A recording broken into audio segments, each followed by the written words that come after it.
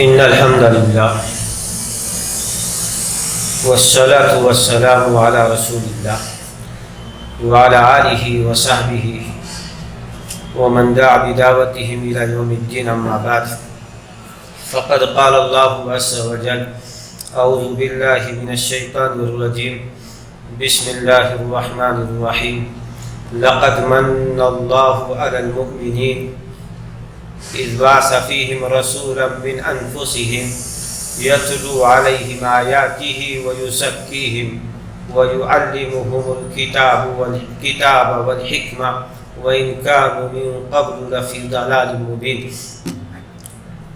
صدق الله مولانا العظیم.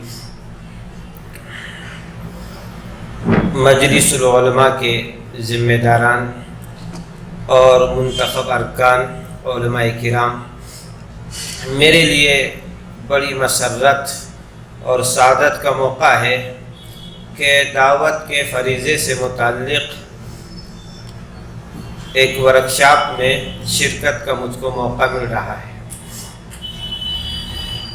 جب مجھ کو اس سلسلے میں گفتگو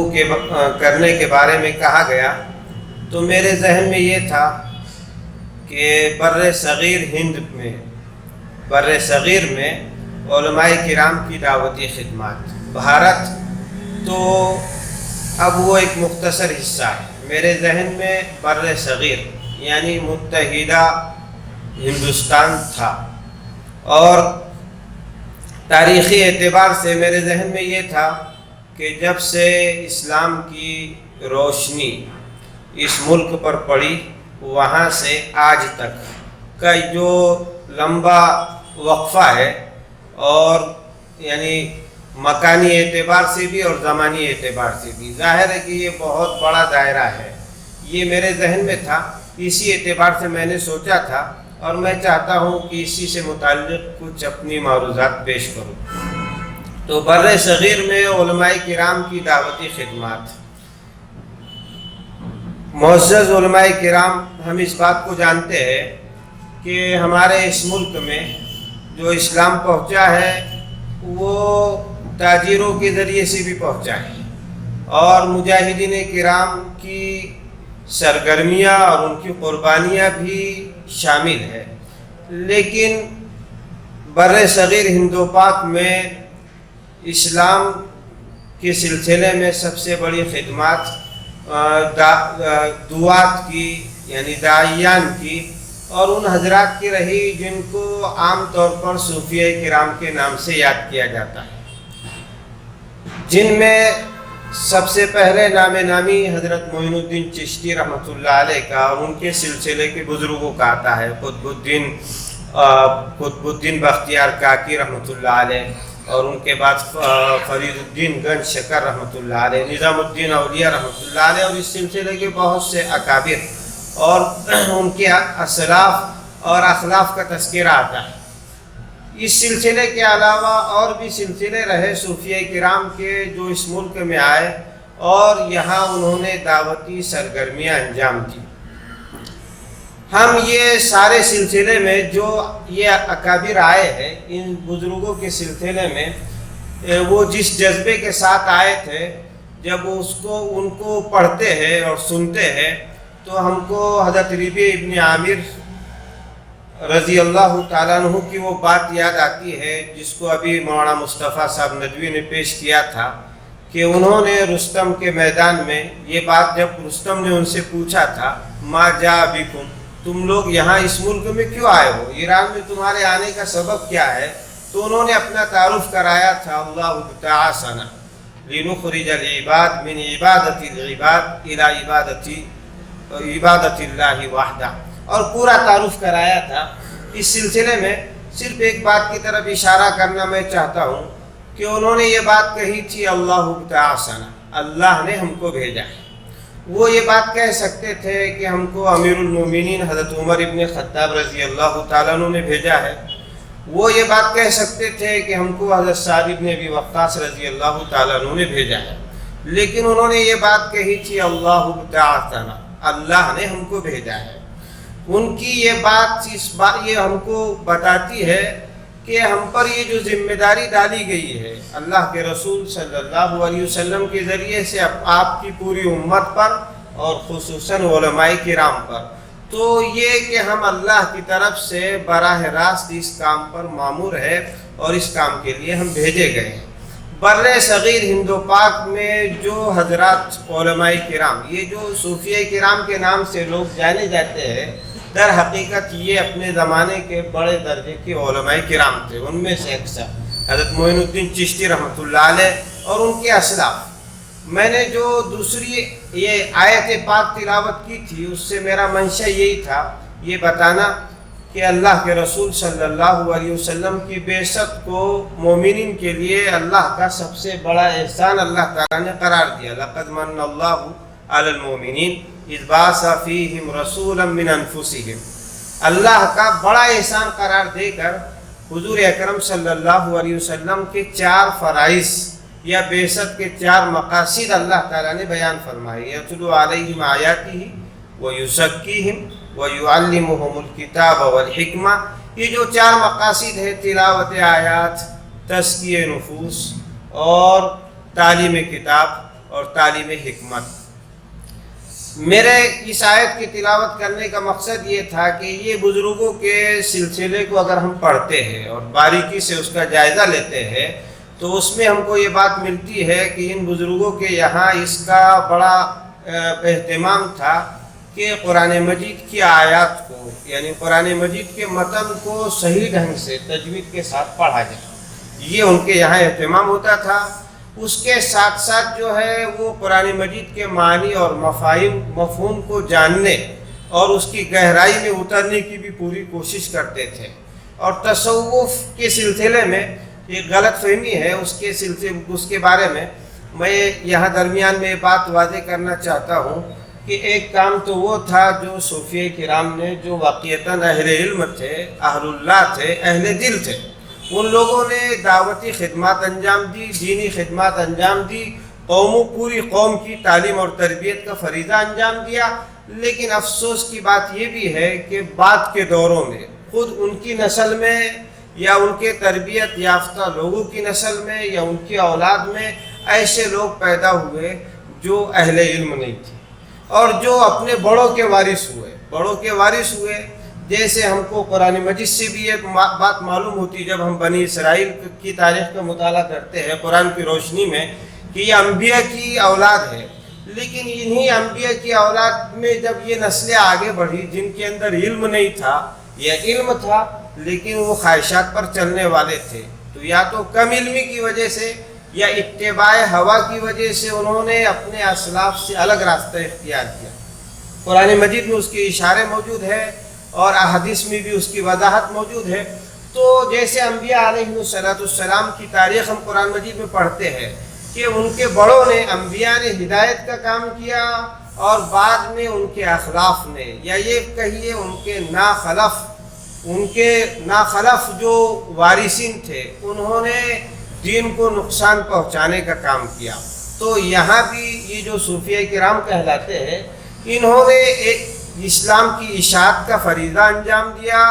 اور ان کے اخلاف نے، ان کے ناخلف وارثوں نے اسلام کو نقصان پہنچانے کا کام انجام دیا۔ اس میں ہم کو فرق کرنا چاہیے۔ جب ہم صوفیہ کرام کا نام سنتے ہیں تو چونکہ تذکرہ ایسے صوفیہ کا آتا ہے، اور آج کل جیسے صوفیزم کے نام سے ہمارے ملک کے وزیر اعظم نے اپنی پہلی میقات میں صوفیزم کو عام کرنے کے لیے بڑی باتیں انہوں نے کہی اور ان کی کوشش تھی، اللہ کا شکر ہے کہ وہ اس میں ناکام رہے، ان کو اس میں کامیابی حاصل نہیں ہوئی۔ تو وہ جو صوفیزم ہے وہ ایک مختلف چیز ہے جو اسلاف سے ہٹ کر ہے، لیکن یہ حجاب بن جاتا۔ اور تصوف کا جب نام آتا، صوفیہ کا جب نام آتا تو لوگوں کے ذہن میں آتا یہ وہ لوگ تھے جو قوالی والے، گانے والے، سیما والے اور پتہ نہیں کیا کیا ان کے یہ باتیں تھیں، بعد کے لوگوں میں یہ ساری چیزیں تھیں۔ تو بہرحال یہ آیتیں میں نے جو تلاوت کی تھی یہ بزرگوں کا طریقہ یہ تھا کہ وہ ایک طرف جو ہے علم دین سے آراستہ ہوتے تھے، آیات قرآنی کو پڑھتے بھی تھے، صحیح طریقے سے تلاوت بھی کرتے تھے، اس کو سمجھتے بھی تھے اور یہ علوم حاصل کرنے کے بعد برسہ برس تک کئی سال تک معین الدین چشتی رحمۃ اللہ علیہ کے تعلق سے کتابوں میں لکھا ہے کہ وہ اپنے مربی خواجہ عثمان ہارونی رحمۃ اللہ علیہ کی تربیت میں تقریباً 20 سال رہے، اور 20 سال رہنے کے بعد پھر انہوں نے ہندوستان کا رخ کیا، اور یہاں جب آئے تو یہ باتیں لوگوں میں مشہور ہے، سب لوگ جانتے ہیں کہ بتایا جاتا کہ ان کے ذریعے سے لاکھوں لوگوں کو، ایک انگریز کا قول نقل کیا جاتا کہ تقریباً 90 لاکھ یہاں کے باشندگان کو ہدایت کا وہ ذریعہ بنے، بڑی تعداد میں ان کے ذریعے سے ہدایت ہوئی۔ تو یہ ان کے تربیت کا کوششوں کا نتیجہ تھا، اور پھر اس کے بعد جو سلسلہ ان کا جاری رہا زمانے تک، برسہ برس تک ان کے اخلاق ہندوستان میں یہ کام کرتے رہے۔ یہ لوگوں نے جو کام کیا تھا وہ تربیت کی بنیاد پر کیا تھا، اور ان کا جو طریقہ تھا اس میں ہمدردی تھی، اور سب سے بڑی بات یہ تھی کہ یہ لوگوں کا اپنا معاملہ ایسا تھا کہ وہ یہ سمجھتے تھے کہ اللہ کی طرف سے ہم کو یہ ذمہ داری سونپی گئی۔ ان کے ایک تو گھر کی تربیت بھی ہوتی تھی، یہ بزرگوں کے سب کے حالات تو سنانا اور بیان کرنا آسان بھی نہیں ہے، اور میں نے جو کچھ پڑھا مجھ کو یاد بھی نہیں ہے۔ تو بہرحال ایک تو ان کی گھر کی تربیت ہوتی تھی، گھر میں ان کے والدین بچوں کو اس طریقے سے تربیت دیتے تھے کہ ہم کو دین کے لیے خدمت کرنا ہے اور اپنی زندگیوں کو دین کے لیے وقف کرنا ہے، یہ گھر کی تربیت ہوتی تھی۔ پھر وہ جن اساتذہ کے پاس پڑھتے تھے قرآن و حدیث اور اسلامی علوم، وہاں بھی ان کو یہ تربیت ملتی تھی۔ اس کے بعد باضابطہ وہ جو اپنے مربیان کی خدمت میں برسہ برس تک رہتے تھے، تو وہاں ان کو ان کے اخلاق کی تطہیر ہوتی تھی، صحیح اسلامی اخلاق اور تزکیہ نفوس جو فریضہ نبوت کا ایک فریضہ ہے، اس کے تحت برسہ برس تک ان کی تربیت ہوتی تھی۔ اس کے بعد وہ جب میدان میں آتے تھے تو امت کی اور پوری امت کی، پوری انسانیت کی، مسلمانوں کی بھی اور غیر مسلموں کی بھی سچی ہمدردی اور دل سوزی ان کے اندر ہوتی تھی۔ وہ اخلاص کے ساتھ، للہیت کے ساتھ جس آبادی کا رخ کرتے تھے وہ وہاں کام کرتے تھے، اور ظاہر ہے کہ بہت مشکل حالات سے ان کو گزرنا پڑتا تھا۔ ایسا نہیں تھا کہ وہ جب شروع میں اب اس کام کے لیے نکلتے تھے بہت آسانیاں ان کے لیے ہوتی تھی، نہیں، بہت دشوار گزار حالات سے ان کو گزرنا پڑتا تھا، لیکن ان کی تربیت کے نتیجے میں، تعلق مع اللہ کے نتیجے میں، عشق رسول، محبت رسول کے نتیجے میں اور اسلام سے سچی وابستگی کے نتیجے میں وہ ہر طرح کی قربانی کے لیے تیار ہوتے تھے، اور تیار ہو کر اس میدان کے اندر آتے تھے اور اس میدان میں اپنا کام انجام دیتے تھے۔ یہ چشتیہ سلسلے کے علاوہ اور بھی سلسلوں کا اس میں قربانیاں ہیں۔ میں اس موقع پر ایک واقعہ بیان کرنا چاہتا ہوں کہ کشمیر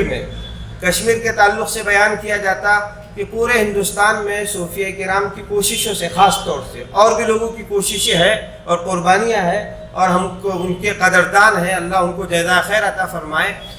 کشمیر کا جو پورے ہندوستان میں تقریباً اسلام پھیل گیا تھا، لیکن کشمیر کا علاقہ چونکہ سنگلاخ وادیوں کے اندر اور بہت ٹھنڈے علاقے کے اندر ہے، تو وہاں اسلام 14ویں صدی عیسوی تک نہیں پہنچ سکا تھا۔ تو اس کے بارے میں تاریخ میں بتایا جاتا کہ ترکستان سے ایک بزرگ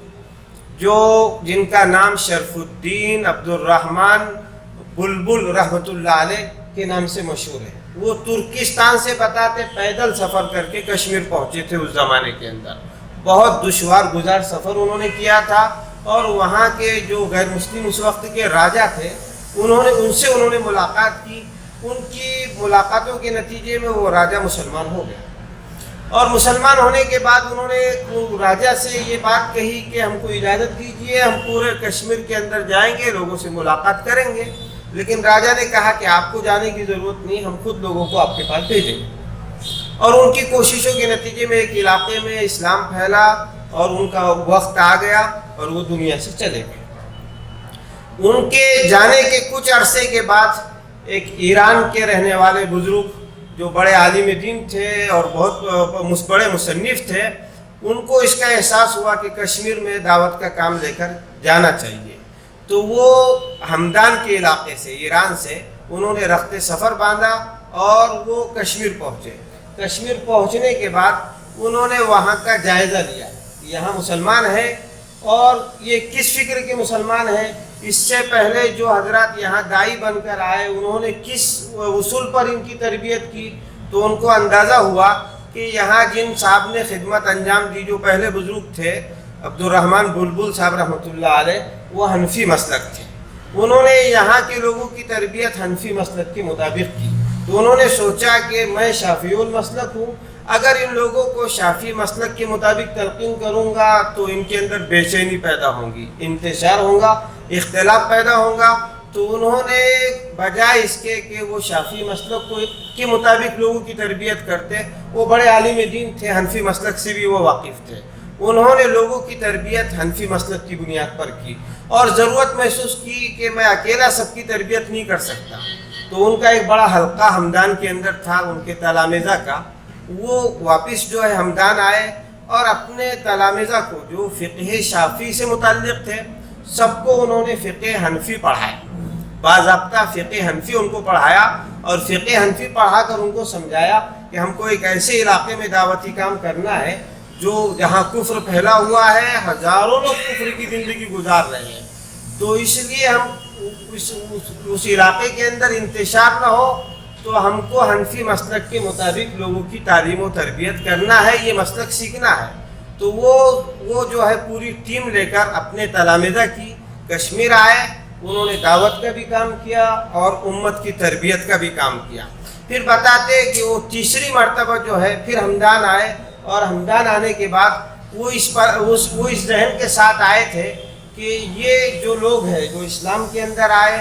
جہاں ہم ان کو اسلام کی تعلیم دے رہے وہاں ان کے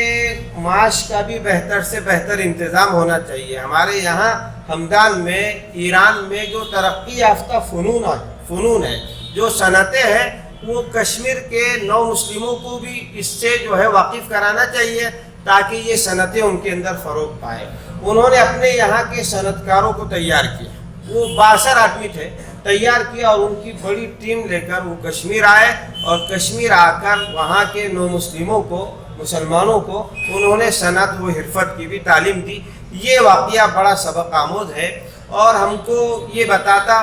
کہ ایک طرف جو ہے انہوں نے 3 سفر کیے۔ حضرت مولانا علی میاں صاحب رحمۃ اللہ علیہ جب ان کا تذکرہ کرتے ہیں، میر کبیر سید علی ہمدانی رحمۃ اللہ علیہ، تو فرماتے ہیں کہ انہوں نے 3 مرتبہ کشمیر کا سفر کیا۔ پہلی مرتبہ سفر کیا تو وہ شہر گئے، دوسری مرتبہ انہوں نے سفر کیا تو وہ گاؤں گئے، اور تیسری مرتبہ جب سفر کیا تو وہ گھر گئے، اور اس کے نتیجے میں حضرت مولانا رحمۃ اللہ علیہ یہ فرمایا کرتے تھے کہ پورا کشمیر کا جو علاقہ ہے، وہ پورے ملک کے اندر یہ پوری ریاست، یہاں مسلمانوں کی جو سب سے بڑی تعداد ہے، اس میں میر سید علی ہمدانی رحمۃ اللہ علیہ کی قربانیوں کا نتیجہ ہے۔ مولانا کہتے ہیں کہ یہ لوگ جب جس علاقے کے اندر جاتے تھے تو وہ یہ سمجھ کر جاتے تھے کہ ہم پر اس کی ذمہ داری ہے کہ ان غیر مسلموں تک ہم پہنچے، اگر ہم ان لوگوں تک نہیں پہنچے تو کل اللہ کے یہاں ہم سے پوچھا جائے گا۔ یہ جواب دہی کا ان کو احساس تھا، ان کے اندر بے چینی اس نے پیدا کی تھی اور اس کے نتیجے میں ان کے لیے چین سے بیٹھنا مشکل تھا۔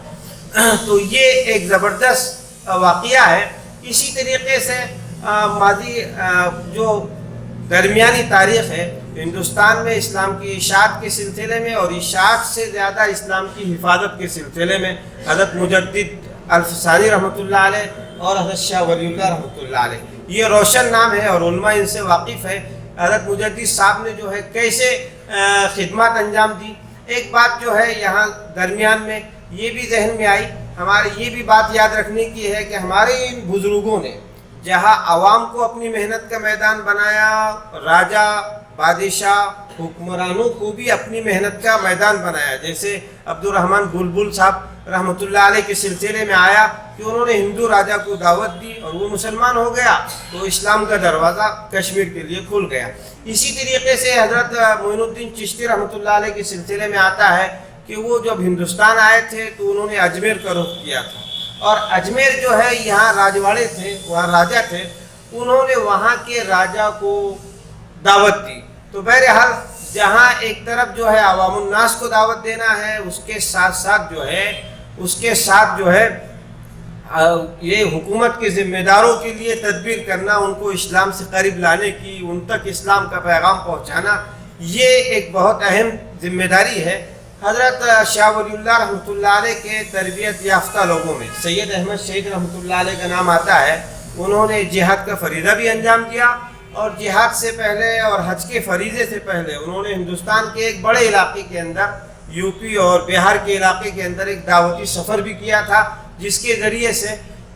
دعوت کا سلسلہ قائم ہوا۔ انہوں نے اپنے ایسے افراد تیار کیے تھے جو دعوت کی خدمات انجام دیں۔ ان کے سلسلے میں ایک بات آتی ہے کہ جب وہ سرحد کی طرف جہاد کے لیے روانہ ہو رہے تھے تو ان کے ایک مخلص معتقد مولانا کرامت علی جونپوری رحمۃ اللہ علیہ، وہ بہت اصرار کے ساتھ کہہ رہے تھے کہ حضرت مجھ کو بھی اپنے ساتھ لے کر چلیے، لیکن سید احمد شہید رحمۃ اللہ علیہ نے ان سے فرمایا کہ نہیں، آپ جو ہے ہمارے ساتھ نہ چلے، آپ بنگال جائیں اور بنگال جا کر وہاں کے انسانوں کی ہدایت کا کام کریں۔ مولانا کرامت علی جونپوری رحمۃ اللہ علیہ کے تعلق سے آتا کہ وہ اپنے سارے ارمانوں کے باوجود سید صاحب نے ان کو اس فریضے کے لیے بھیجا، اور وہ جو ہے بنگال گئے، اور بنگال جا کر بنگال، آسام اور بنگلہ دیش کا جو علاقہ ہے وہاں جا کر 18 سال تک انہوں نے محنت کی۔ 18 سال کے بعد وہ وطن آئے، اور ان کے سلسلے میں مولانا مجیب اللہ ندوی رحمۃ اللہ علیہ نے ایک کتاب لکھی ہے جو سید احمد شہید اکیڈمی رائے بریلی سے شائع ہوئی۔ اس کے اندر انہوں نے ایک عادت لکھا ہے کہ بعض حضرات کا کہنا ہے کہ ان کے کوششوں سے براہ راست یا بالواسطہ 2 کروڑ لوگ جو ہے اسلام سے قریب آئے، اور ایک روایت کے مطابق 1 کروڑ، اس میں مبالغہ بھی ہو سکتا، لیکن بہرحال ہمارے بزرگوں کی، ماضی کے جو بزرگ تھے، ان کے اندر یہ ان کی کوششوں کا یہ نتیجہ ہے، اور یہ نتیجہ اس لیے تھا کہ انہوں نے اپنی ذمہ داری کو محسوس کیا تھا، اور یہ سمجھا تھا کہ اگر ہم نے اس فریضے کو انجام نہیں دیا تو اللہ کے یہاں ہماری پوچھ ہوں گی، اللہ کے رسول صلی اللہ علیہ وسلم تو ہم سے پوچھیں گے کہ تم نے ہمارے دین کے لیے کیا کیا تھا۔ وہ اپنی ذاتی ذمہ داری سمجھتے تھے، اور اس کے ساتھ ساتھ یہ کہ وہ تربیت یافتہ تھے اپنے بڑوں سے۔ جو لوگ اس میدان میں کام کرنے والے تھے، انہوں نے باضابطہ ان کی نگرانی میں رہ کر، اور سال 2 سال نہیں بلکہ پرانے لوگوں کی تاریخ میں یہ بات ملتی ہے 10 سال، 20 30 سال وہ اپنی بزرگوں کی صحبت میں رہتے تھے، اور صحبت میں رہ کر وہ اپنے آپ کی ہر طرح سے تربیت کر لیتے تھے، علمی اعتبار سے، ذہنی اعتبار سے، روحانی اور اخلاقی اعتبار سے۔ اور پھر اس کے بعد جب میدان میں آتے تھے تو ان کے لیے میدان میں جمنا بھی آسان ہوتا تھا، اور ان کی کوششوں کے نتائج بھی سامنے آتے تھے۔ یہ تو ماضی کی تاریخ تھی۔ آزادی کے بعد سے ہمارے ملک میں جو ہے مدارس اور تحریکوں کا یہ سلسلہ قائم ہوا، اور ابھی جو ہے ہمارے پیشرو مقرر نے ہمارے بزرگوں کے تحریروں کے حوالے سے بتایا کہ ان کو کتنا احساس تھا۔ یہ بات بالکل صحیح ہے کہ ہمارے اکابر کو اس کا احساس بھی تھا، اور انہوں نے اپنے حسب استطاعت اس کام کو انجام دینے کی کوشش کی، لیکن اس کے باوجود بھی ان کو بھی اعتراف ہے اور ہم کو بھی اعتراف ہے کہ جیسا یہ دعوت کے سلسلے میں جو خدمت ہونی چاہیے تھی، اور ہمارے برادران وطن تک اسلام کا جو تعارف ہونا چاہیے تھا، یہ تعارف نہیں ہوا۔ اور یہ حالات بتا رہے ہیں کہ یہ اس وقت ضرورت ہے، اور حالات شاید اسی لیے ہے کہ ہم اس کام کو انجام دیں، اور اسی ضرورت کے تحت اس طرح کے پروگرام ہو رہے ہیں۔ تو ضرورت ہے کہ ہم ہماری اپنی تربیت جو ہے اس طریقے سے کرائے جیسے اس دعوت کے لیے ضروری ہے، اور اس کے لیے قرآن مجید سے اپنے تعلق کو جو ہے مضبوط کرے، سیرت نبی کے مطالعے کی عادت ڈالے۔ ہم نے حضرت مولانا عبداللہ حسنی رحمۃ اللہ علیہ، جو پیام انسانیت کے کام کو انہوں نے ہندوستان میں آگے بڑھایا، ان کے سلسلے میں یہ سنا ہے کہ مولانا کا طریقہ تھا کہ ہر سال قرآن مجید سے متعلق کوئی کتاب ضرور پڑھتے تھے۔ قرآن مجید سے متعلق سیرت رسول سے، سیرت صحابہ سے تاریخ دعوت و عظیمت، یعنی ہمارے ملک میں اور دنیا کے مختلف خطوں میں جن لوگوں نے دعوتی کام انجام دیے، ان کے زندگیوں کے حالات وہ ہمیشہ اپنے مطالعے کے اندر رکھتے تھے۔ تو ہم کو اپنے بزرگوں کے حالات اپنے مطالعے کے اندر رکھنا چاہیے، اور اللہ سے اپنے تعلق کو مضبوط کرنا چاہیے۔ اس سلسلے میں جو تربیت کی شکلیں اور صورتیں ہیں، اس کو اس سے مدد حاصل کرنی چاہیے۔ اللہ تعالی ہم تمام کی مدد فرمائے۔ وآخر دعوانا الحمدللہ رب العالمین۔